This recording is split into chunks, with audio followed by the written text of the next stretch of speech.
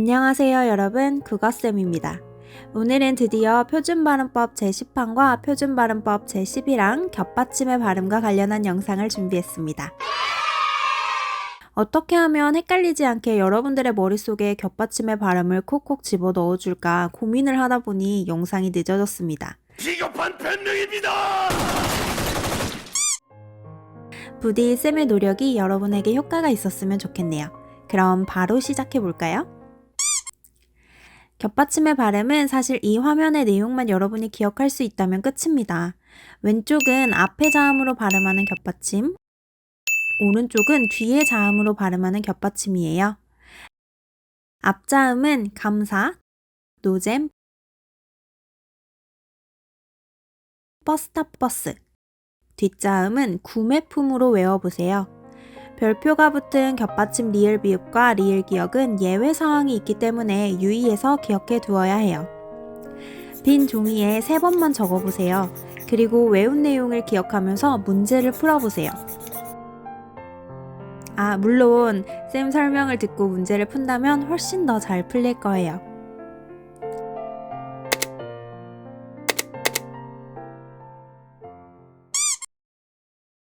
방금 외운 감사, 노잼, 버스타버스에 해당하는 내용은 표준발음법 제10항이에요. 겹받침 감사, 노잼, 버스타버스는 어말 또는 자음 앞에서 앞자음으로 발음한다. 여기에서 어말, 자음 앞에서라는 것은 6개의 겹받침이 기역, 니은, 리을, 비읍으로 발음되는 환경, 조건이라고 할 수 있어요.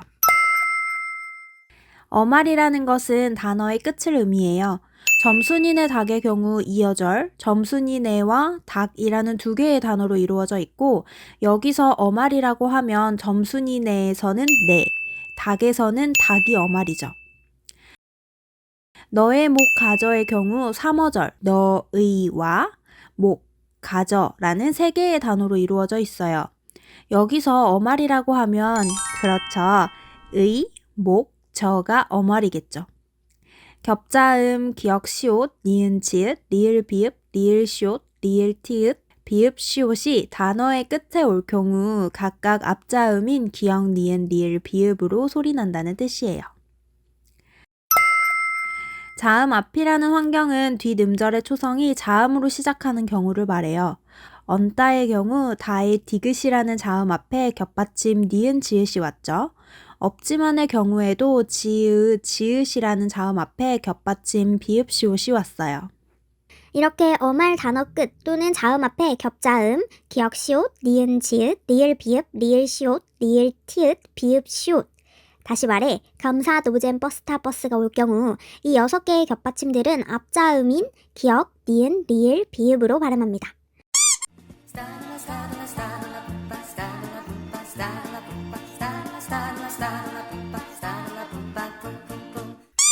사실 겹받침이 헷갈리는 것은 리을을 앞받침으로 가지는 겹자음들 때문에 그래요. 리을로 시작하는 겹받침이 무려 6개나 되는데 3개의 겹받침은 앞자음으로 소리나고 나머지 3개는 뒷자음으로 소리나요. 거기에다가 리을 비읍과 리을 기역은 예외의 경우가 있으니 정리하다 보면 머리가 터질 지경이 되죠. 이건 너무한 거 아니냐고? 그러니까 처음부터 헷갈리지 않게 외우는 게 중요해요. 버스 타러 외웠던 겹자음 리을 비읍과 리을 시옷, 리을 티읕은 미녀와 야수를 떠올려 보세요. 미녀인 배를 사랑한 비스트. 비스트 야수 왕자는 배를 사랑해서 배를 리을로 소리난다. 이렇게 외워보면 어떨까요?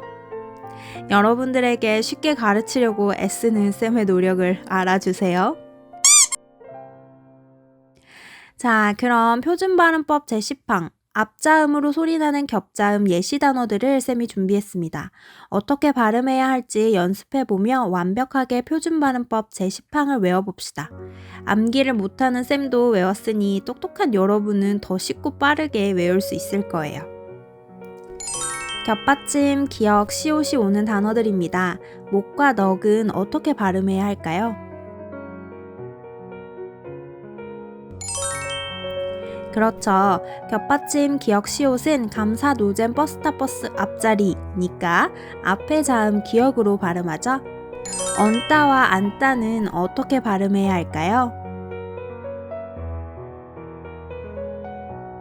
언따와 안따는 감사 노잼 버스타 버스 앞자리에서 노잼에 해당하니까 앞자음인 니은으로 발음하죠.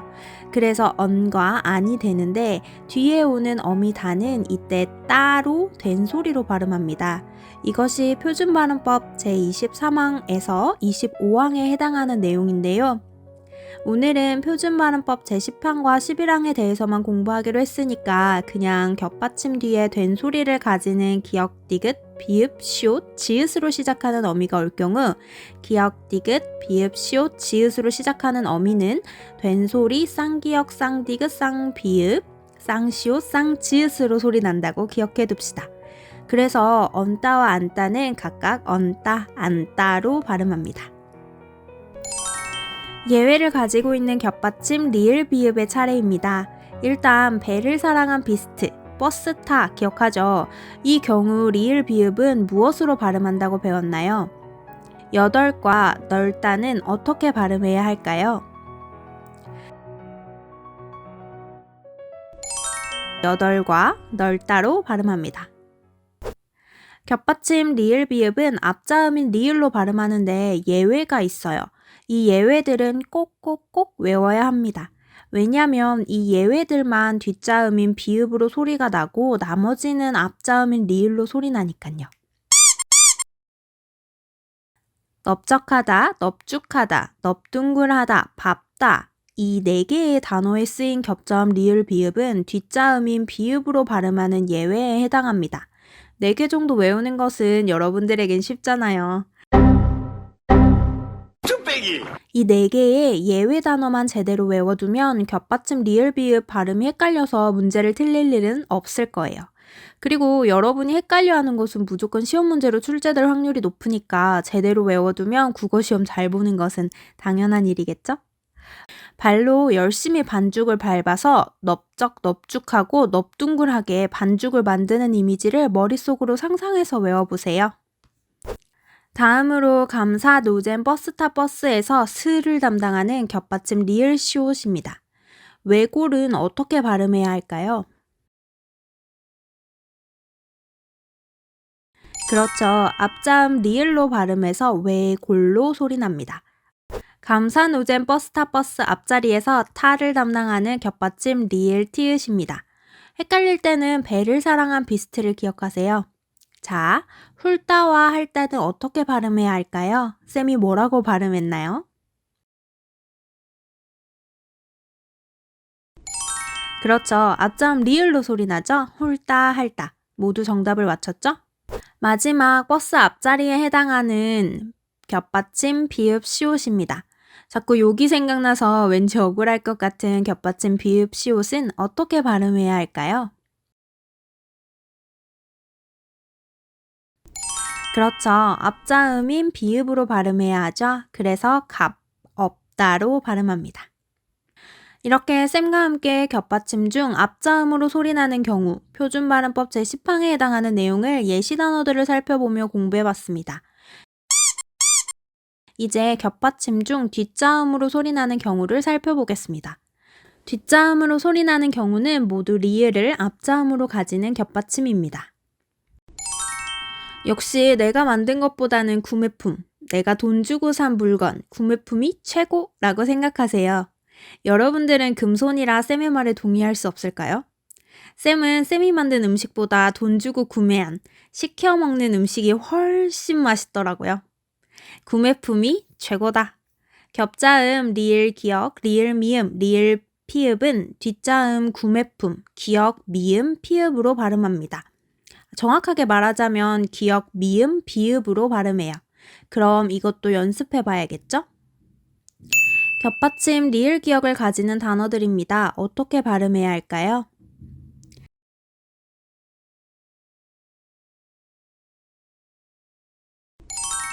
그렇죠. 겹받침 리을 기역은 뒷자음 기역으로 발음하죠. 그래서 흑, 닭으로 발음합니다.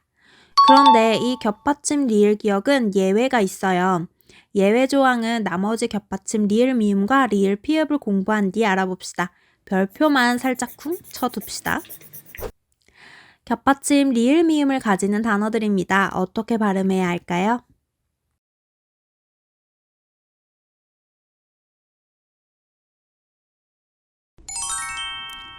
뒷자음으로 발음하는 겹받침 리을 기역, 리을 미음, 리을 피읍.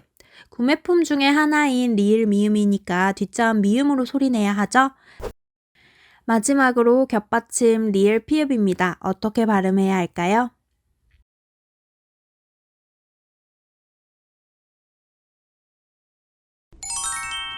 구매품 중 품을 담당하는 겹받침 리을 피읍은 뒷자음으로 소리나므로 피읍으로 소리내야 하는데 우리가 지난 시간에 배웠던 내용 중에 피읍이 받침으로 올 경우는 7개의 자음인 가느다란 물방울, 기역, 니은, 디귿, 리을, 미음, 비읍, 이응 중에 무엇으로 소리난다고 했었죠?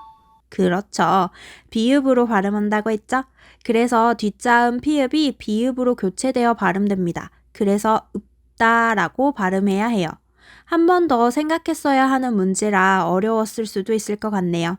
마친 친구들에게는 박수를. 그렇지만 혹시 틀렸다고 해서 주눅 들지 마세요. 다음번에 틀리지 않고 풀면 되니까요.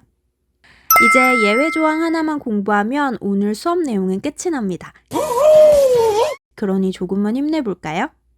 아까 예외를 가지는 겹받침은 리을 비읍과 리을 기역이 있다고 했었죠?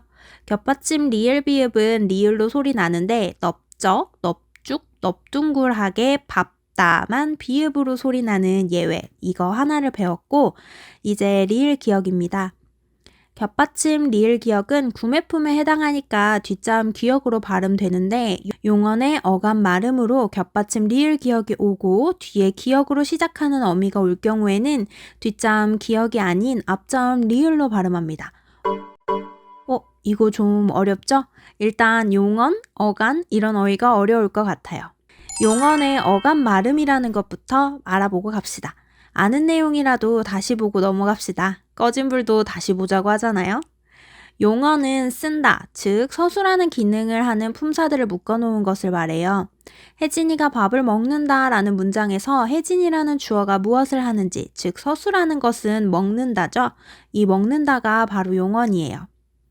문장에서 서술어의 기능을 하는 용언에는 동사와 형용사가 있는데요. 움직임을 나타내는 동사와 상태나 성질을 나타내는 형용사가 있어요. 먹다, 달리다, 뛰다 등 움직임을 나타내는 동사와 멋지다, 푸르다, 귀엽다와 같이 상태나 성질을 나타내는 형용사를 묶어 용언이라고 한다. 동사나 형용사는 문장 끝에서 주어가 무엇을 하는지 서술해주는 기능을 한다. 이거 알아둡시다. 그리고 이 용언은 활용을 하는 특징을 가지는데요.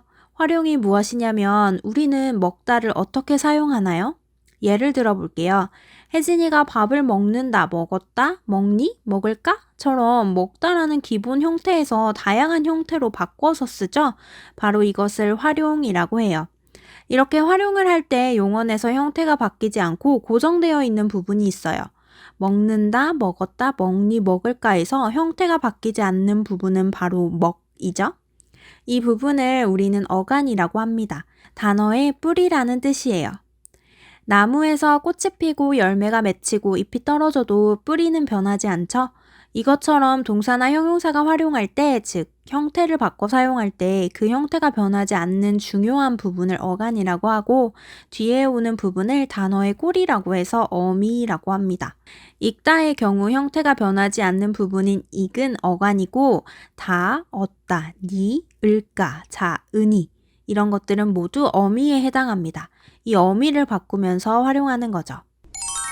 다시 겹받침 이야기로 돌아와서 읽다와 같이 겹받침 리을 기역을 겹받침으로 가지는 용언 어간의 경우 기역으로 시작하는 어미가 오면 원래는 뒷자음 기역으로 발음하는 겹받침이지만 예외로 기역이 아닌 리을로 발음한다는 겁니다.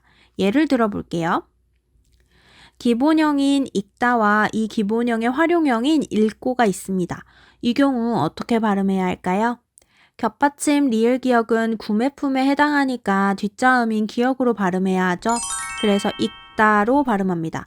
그런데 겹다음 리을 기역 뒤에 기역으로 시작하는 어미가 올 경우에는 어떻게 소리내야 한다는 예외 조항이 있었죠? 그렇죠. 앞자음인 리을로 소리 난다고 했었죠. 원래는 힘이 없는 리을이 탈락하고 기역으로 소리가 나는데 이 경우 뒤에 오는 기역, 같은 모양을 한 친구가 너무 반가웠던 기역이 뒤에 오는 기역 친구를 따라간다고 생각하세요. 친구 따라 강남 간다 아니고 기역 친구 따라 뒤로 간다. 읽고의 경우 읽고로 소리납니다. 기역 친구를 따라 겹받침 중 기역이 뒷자리로 이동해버리면 굳이 리을이 탈락할 이유가 없어집니다. 그래서 읽고로 소리나는 거죠. 쌤의 설명을 여러분이 잘 이해했는지 확인 한번 해볼까요? 자, 두 경우는 어떻게 발음해야 할까요? 그렇죠. 막다와 맑게로 발음해야 합니다. 이 내용이 이해가 되지 않는다면 댓글 달아주세요. 쌤이 바로바로 확인하고 댓글 달아드리겠습니다. 자, 이렇게 겹받침의 발음 표준발음법 제10항과 제11항의 내용을 공부했습니다. 오늘 여러분들이 배운 겹받침은 총 9개이고요. 앞자음으로 발음하는 감사 노잼 버스타 버스, 앞자리, 배를 사랑한 피스트. 뒷자음으로 발음하는 구매품, 잊지 않으셨죠? 예외로 외워두어야 할 것은 리을 비읍과 리을 기억이 있었고요. 머릿속에 내용이 바로바로 떠오르지 않는다면 살포시 앞에 강의 영상으로 넘어가 다시 한번 들어보세요.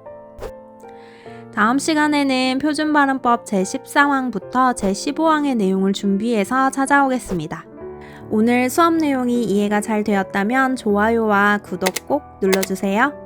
사실 퇴근하고 오면 아무것도 하고 싶지 않은 마음인데 여러분들이 정성껏 달아주는 댓글을 보면 없던 힘이 생기고 몸을 일으켜 컴퓨터 앞에 앉게 됩니다. 여러분에게 조금이라도 도움이 되는 사람이 되고 싶은 마음에 말이죠. 공부로 만나는 국어가 여러분들에게 그렇게 반갑지 않은 것을 압니다. 그렇지만 이게 또 공부하다 보면 그 내용을 이해하는 순간 재미가 생겨요. 여러분이 그 재미를 느끼는데 쌤이 아주 조금이라도 영향을 끼친다면 그것만으로도 쌤은 만족입니다. 헷갈리는 내용이나 영상으로 만들어졌으면 하는 내용이 있다면 언제든지 댓글 달아주세요. 그럼 다음 시간에 만나요. 안녕.